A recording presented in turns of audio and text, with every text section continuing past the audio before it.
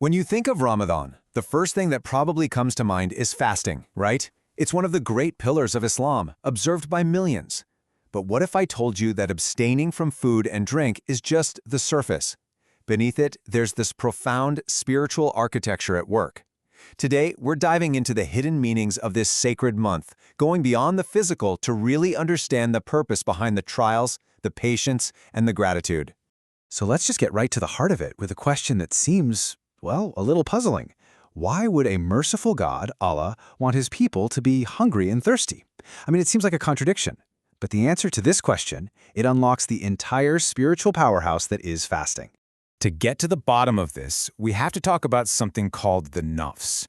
You can think of it as our ego, our lower self, that core part of us that's driven by desires.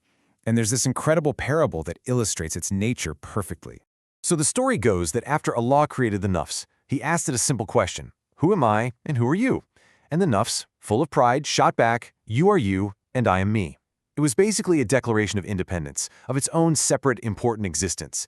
So it was thrown into the fires of hell, where it burned for an immense time. And yet, when Allah asked the very same question again, its answer was exactly the same. You are you, I am me. Punishment alone couldn't humble it. So if fire couldn't break its pride, what possibly could? Well, the answer wasn't force, it was hunger. The nafs was deprived of everything until its strength was just gone, its arrogance collapsed. And when asked the question one last time, the defiance was gone. It answered, you are my Lord and I am your weak servant. So that's the key right there. Hunger creates the state of weakness that subdues the ego in a way that nothing else can. Fasting, then, becomes our most powerful weapon against our own inner pride. This idea of purposeful hunger, it's a really powerful tool. And it actually fits into a much bigger spiritual concept, the divine test, which in Islam is known as ibtila. Ibtila basically refers to the trials God sends to test our faith. And the Quran is super explicit about this. In Surah Al-Baqarah, it says, "And we will surely test you with something of fear and hunger and a loss of wealth and lives and fruits. But give good tidings to the patient." Did you catch that? Hunger is listed right there. And it's framed not as a punishment, but as a test. And this is a theme you see again and again. The prophets, who were the closest to God, actually faced the most intense trials. Prophet Ayub lost literally everything: his wealth, his children, his health. Prophet Yunus was swallowed by a whale because of his impatience. And Prophet Musa went through countless tests on his journey to gain wisdom. These trials weren't signs that God was displeased, they were opportunities for massive spiritual growth. And you know, these stories are so powerful, they aren't just ancient history. There are modern academic studies, like this one from 2019, that look at how these exact stories are used to teach kids today about patience and resilience. It's about grounding them in these core spiritual ideas from a young age. Okay, so if life is full of these tests, these ibtila, how are we supposed to handle them? The answer is a single, powerful word: sabr, or patience. But this isn't just about sitting around and waiting. It's an active, powerful kind of endurance. And there's this really moving story about a young boy named Hamid that shows exactly what this looks like. So, picture this. Hamid is just 10 years old, he's an orphan, and his family doesn't have much. For his pre-dawn meal, all he has is a single piece of dry bread and a little water.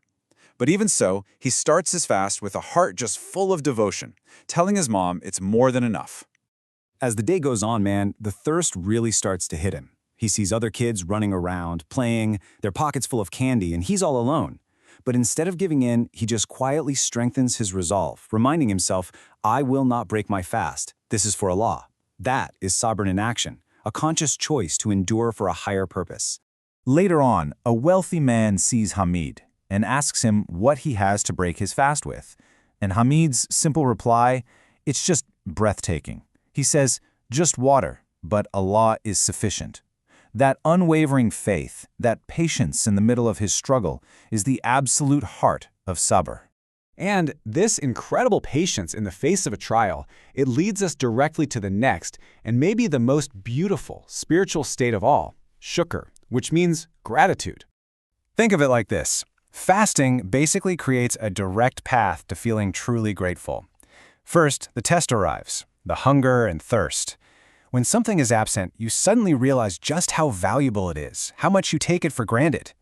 Then, when that blessing is returned at sunset, your heart just overflows with genuine, deep-felt gratitude. Fasting also does something else that's really profound. It tears away what's called the veil of causes.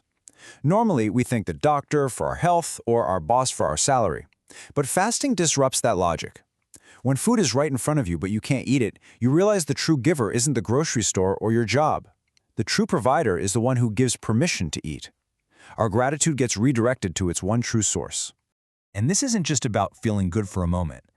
Gratitude is described as the fuel of the hereafter. It's literally the energy that powers your spiritual journey. Fasting is the mechanism that gets that system up and running, reminding us of what we have by temporarily taking it away. So we've talked a lot about the inner journey, what happens inside a person. But these virtues, patience, and gratitude, they don't just stay inside. They have this incredible ripple effect that can transform an entire community.